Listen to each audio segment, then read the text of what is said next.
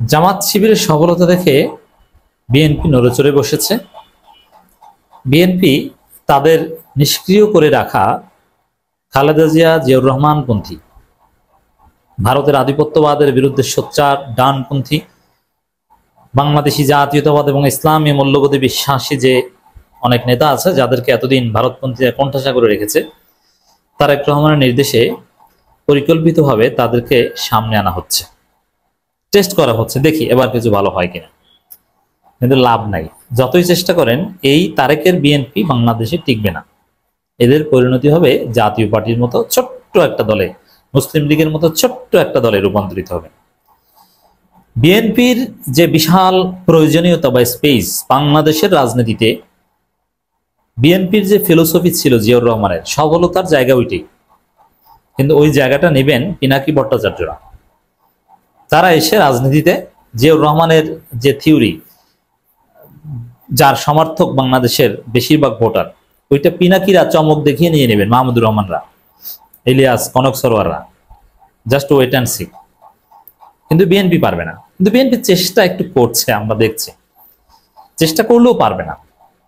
BNP যেখানে দেখছে যে তাদের হাসিনার গু খাওয়া এবং ভারতীয় ন্যারেটিভ, বিএনপি কিন্তু হাসিনার গু খায়, এটা জানেন? যারা না জানেন এবার জানেন।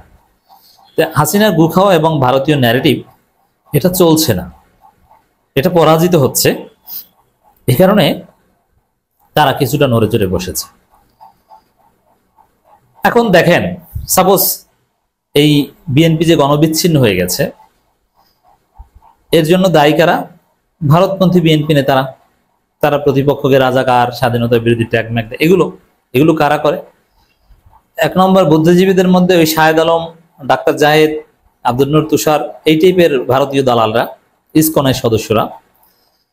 আর নেতাদের মধ্যে ভারতপন্থী নেতা সালাউদ্দিন আহমেদ, ভারতপন্থী মির্জা ফখরুল, ভারতপন্থী আমির খসরু মাহমুদ চৌধুরী, এরাই তো এগুলো অপারেট করছে।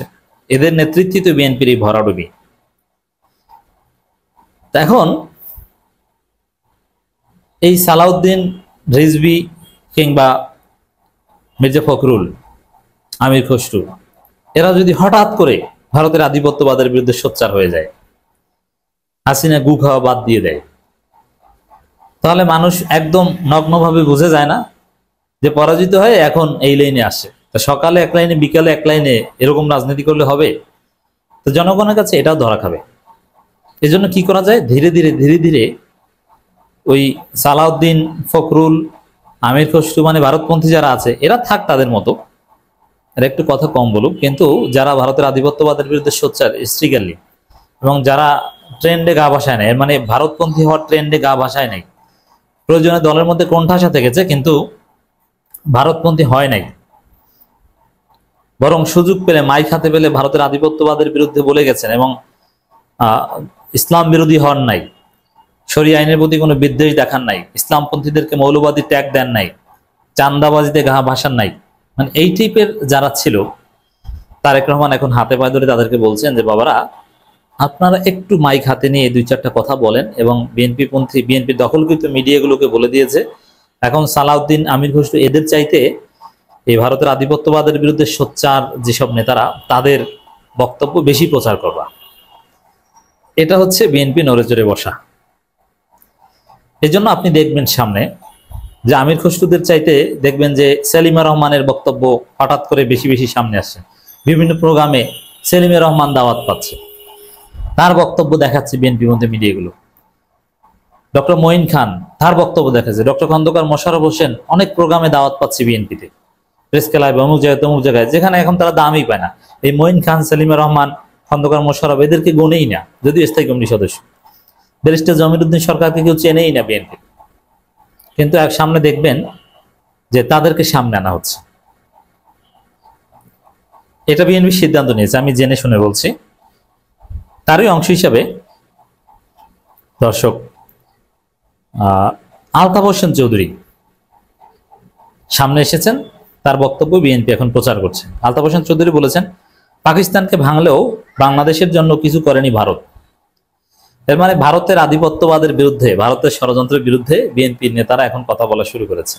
এবং এটা বিএনপি প্রচার করছে। এই বক্তব্য মোটামুটি বিএনপি অঙ্গনে ভালোভাবে চাউর হয়েছে, কি পাকিস্তানকে ভাঙলেও বাংলাদেশের জন্য কিছু করেনি ভারত।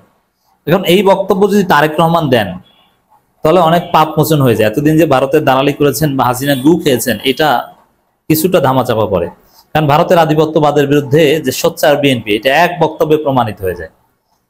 এটাই তো পিনাকি ইলিয়াসরা বোঝানোর চেষ্টা করছে যে আমরা ভৌগোলিক স্বাধীনতা পেয়েছি কিন্তু আমরা মুক্তি পাইনি, মানে মুক্তিযুদ্ধ না, ওটা ভৌগোলিক স্বাধীনতা যুদ্ধ বলতে পারে, কিন্তু ভারত আমাদের মুক্ত হতে দেয়নি। আলতাফ হোসেন চৌধুরী এই কথা বলছেন, বিএনপির নেতা, ভাইস চেয়ারম্যান। এই কথা এখন আরো এরকম কথা অনেকে বলবে, আলতাফ হোসেন চৌধুরীদের মতো লোকজন সামনে আসবে, কিন্তু লাভ হবে না। লাভ হবে না কেন? সময় শেষ হয়ে গেছে। বরং এই আলতাফ হোসেন চৌধুরীরা পিনাকি ভট্টাচার্য, মাহমুদুর রহমানদের দলে যোগ দিবে। ভারতপন্থীরা বিএনপিতে এত বড় সিন্ডিকেট তৈরি করেছে, আলতাফ হোসেন চৌধুরীদেরকে দাঁড়াতেই দিবে না। তারেক রহমান চাইলেও পারবে না। বিএনপি লিমিট ক্রস করেছে এবং তারেক রহমান লিমিট ক্রস করেছে। আলতাফ হোসেন চৌধুরীদেরকে জায়গা দিবে না ভারতপন্থীরা। তারেক রহমান চাইলে কি সব পারেন? না, পারেন না। যেমন তারেক রহমান কিছু ছেলেদের নমিনেশন দিয়েছেন ডাকসু নির্বাচনে, তারেক রহমান নিজে দিয়েছেন, কিন্তু দেখা গেল যে ছাত্র দলের গুরুত্বপূর্ণ কেউ, এবং এটা ওই ভিপি ক্যান্ডিডেট আবিদ নিজে বলেছে, ফাঁস হয়ে গেছে যে তিনি বিচার দিবেন, ছাত্র দলের কেউ তাকে হেল্প করেনি। বরং আবিদ আসতেছে এটা জেনে ছাত্র দলের নেতারা ওখান থেকে সটকে পড়তো, ওর সাথে আমরা নাই। আমি দায়িত্ব নিয়ে বলছি, বরিশাল গ্রুপের ছাত্রদল নেতারা কেউ আবিদকে ভোট দিতে যায়নি, ভোট কেন্দ্রেই যায়নি। তাহলে কি তারা সাদিক কায়েমকে ভোট দিয়েছে? না, তারা ভোট দিতেই যায়নি।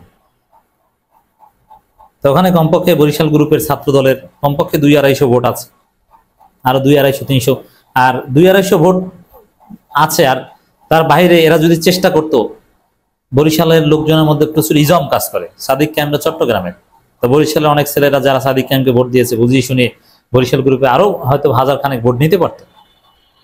এরকম সবাই মিলে কাজ করলে অসম্ভব ছিল না।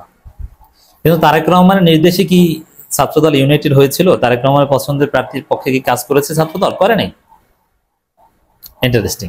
তো এরকম এখন তারেক রহমান যদি এই আলতাফ হোসেন চৌধুরীদের স্পেস দিতে বলেনও, বিএনপির যে ভারতপন্থী শক্তিশালী সিন্ডিকেট সালাউদ্দিন গং যেভাবে দাঁড়িয়ে গেছেন, রিজভি পন্থীরা অথবা মির্জা ফখরুল পন্থীরা যেভাবে দাঁড়িয়ে গেছেন, তাতে আলতাফ হোসেন চৌধুরী, ব্যারিস্টার জমিরুদ্দিন সরকার, সেলিমুর রহমান, ডক্টর মঈন খান, ডক্টর খন্দকার মোশাররফ হোসেন এদেরকে দাঁড়াতে দিবেন না। কিন্তু তারেক রহমানের নির্দেশ হয়তো বা কিছুটা কাভারেজ বা কিছু জায়গায় বসতে দিবেন, কিন্তু বিএনপির ইন্টারনাল পাওয়ার স্ট্রাকচারে তাদেরকে ঢুকতে দিবেন বলে মনে হয় না। তো এই জায়গায় বিএনপি চাইলেও সফল হতে পারবে না। তাদেরকে ওই হাসিনার গুই খেতে হবে। আর জিয়াউর রহমানের যে লাইন আপটা রাজনীতিতে, ওটা পিনাকি ভট্টাচার্যরা দেখবেন যে চমক দেখাবে, তারা দখল করে দাঁড়িয়ে যাবে। বাংলাদেশি জাতীয়তাবাদ, ইসলামী মূল্যবোধ, উদারপন্থী রাজনীতি, ইনক্লুসিভ রাজনীতি, মাল্টি পার্টি ডেমোক্রেসি এবং ডান বাম সবাই মিলেমিশে রাজাকার স্বাধীনতা বিরোধী সবাই এখন দেশপ্রেমিক হয়ে যাব, এই যে থিওরিটা, ওটা পিনাকি ইলিয়াসটা দখল করবেন। জামাত তো অলরেডি কিছু অংশ নিয়ে নিয়েছে।